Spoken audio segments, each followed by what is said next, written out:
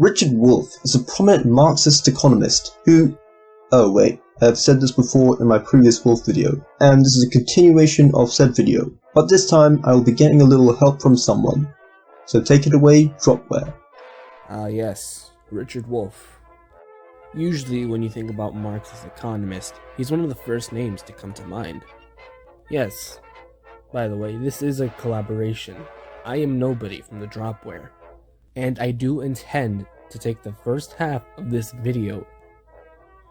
The second half will be done by my associate who owns this channel, Teron Tursian. Now, without further ado, please enjoy the video. Let me get then to the third of these classic criticisms that have been leveled at us. And this one isn't about socialism and so forth. It's about the idea of worker co-ops, the idea that an individual, this is the way the criticism works, who invents a new product or a new idea or a new concept would have to share it, heaven forbid, with the employees as this individual inventor, let's call him or her, works out their invention into a product that we can all use.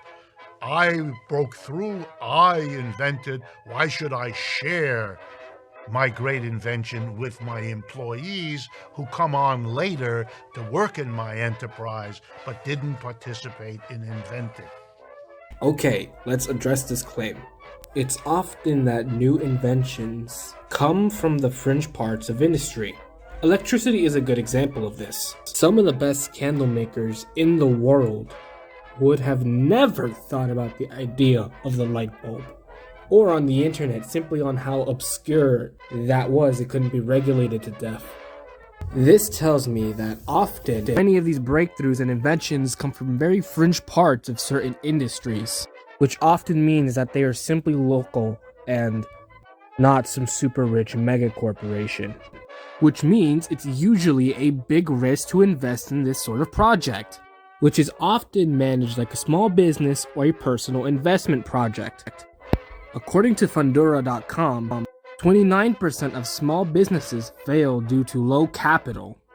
Now add that the employees that are being paid are now asking for more from this project that is extremely obscure, even though they invest less work into it, which often doesn't account for the major risk difference between the investor and the employees.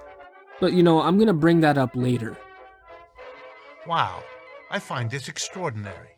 Let's begin with what's wrong with this criticism. First, one thing to invent, another thing is to exploit workers. How many times do I have to tell you it's not exploiting workers? The worst that could happen to them in this investment as they give their labor to the investor is that they get fired or replaced by another superior or machine worker. The investment risk is much greater among the entrepreneur. Instead, not only that 43% of small businesses have been applying for loans leaving them open for debt, but also, depending on the area or state, they are gonna deal with extremely bureaucratic unions. Workers. You don't need to exploit workers in order to invent. And you don't need to give an inventor the incentive of exploitation to get him or her to invent. This is a kind of bizarre argument. If what you're saying is we need to give an incentive to people to invent new products, new ideas, new technologies, I'm with you. Let's give them an award. Let's ignore the fact that most rewards nowadays have been devalued.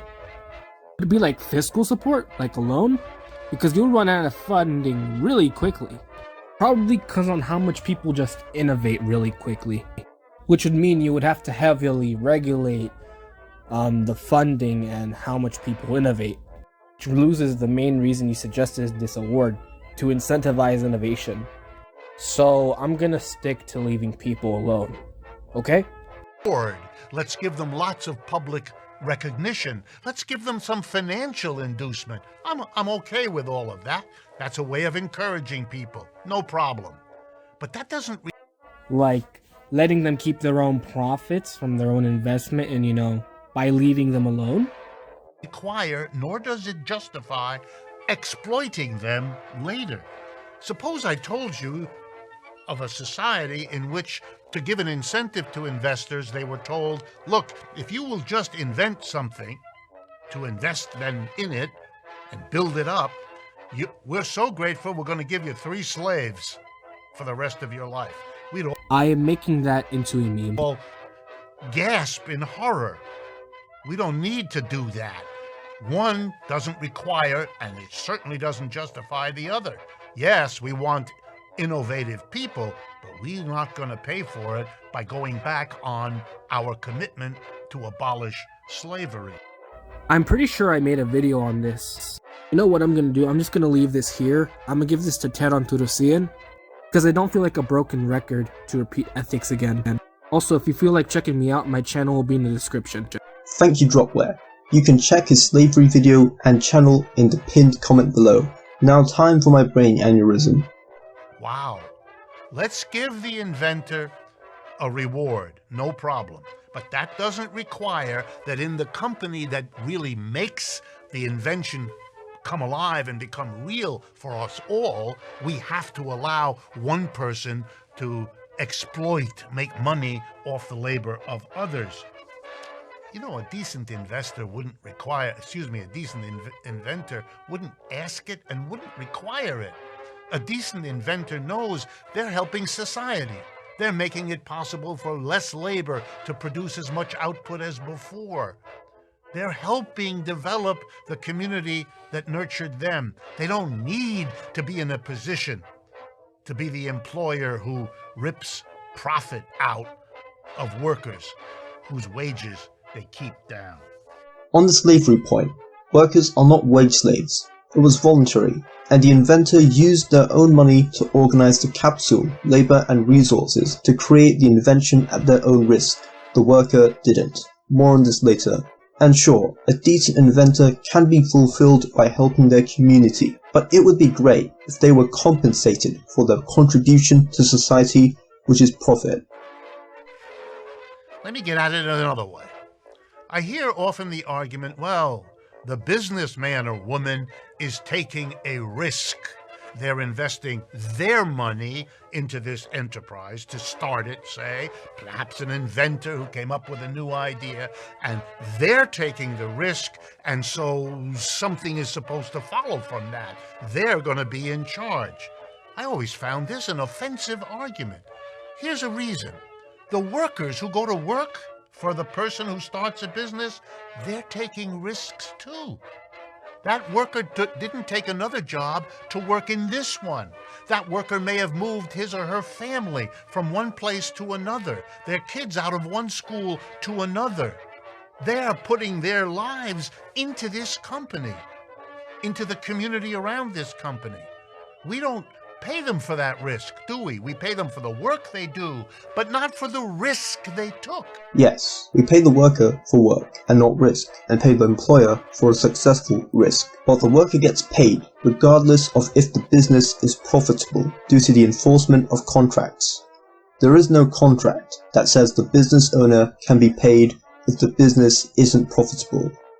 After all, on average, a business isn't profitable until the 3rd year. For some, it can be 5 years, and some will never be profitable at all. And the odds for businesses succeeding aren't great. A business starting in 1994 will have a 49.6% chance of surviving after 5 years, and only 33.6% after 10 years. Since businesses face high risk, they are compensated by high profit.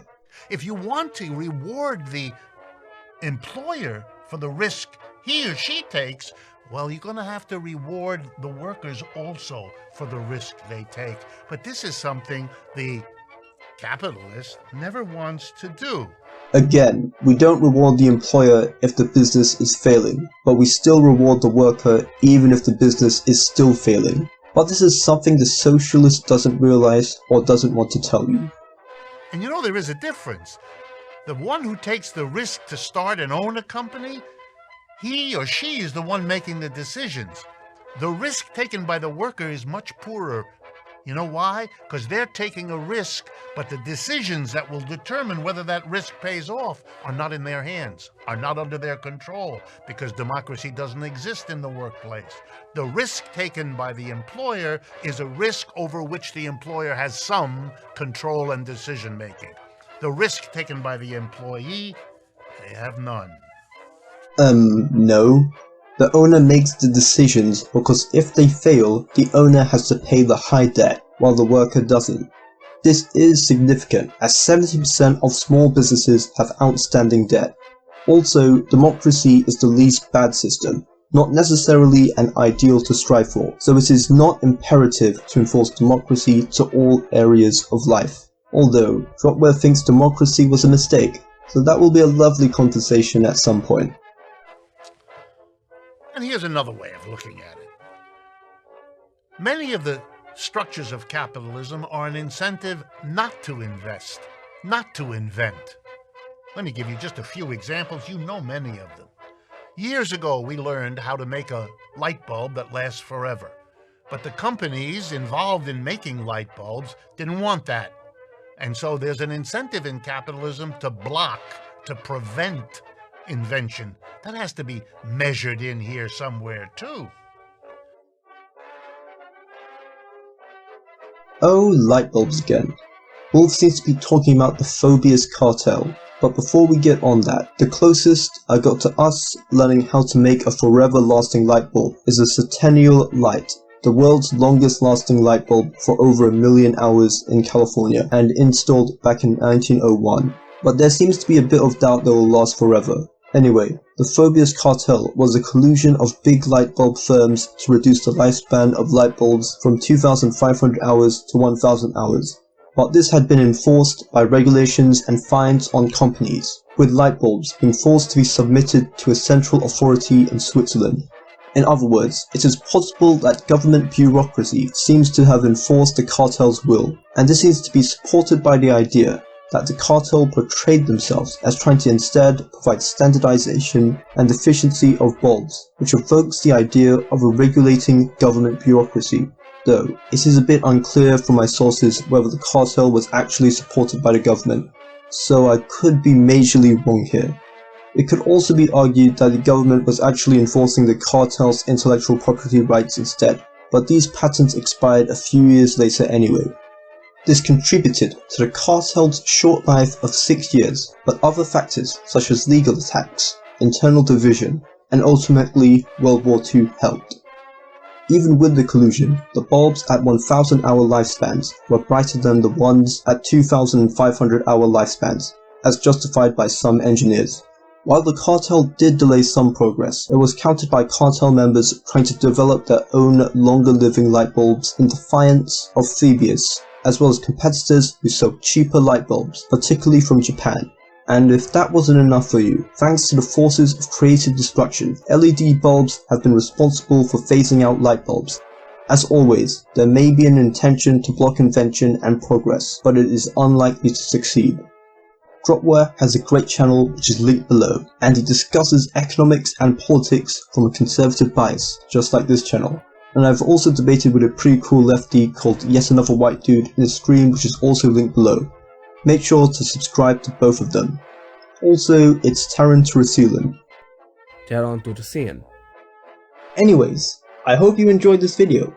If you did, please give a like and comment as it really helps my video in the YouTube algorithm. And if you like economics and political commentary, consider subscribing. Maybe follow me on my Twitter, and see you later.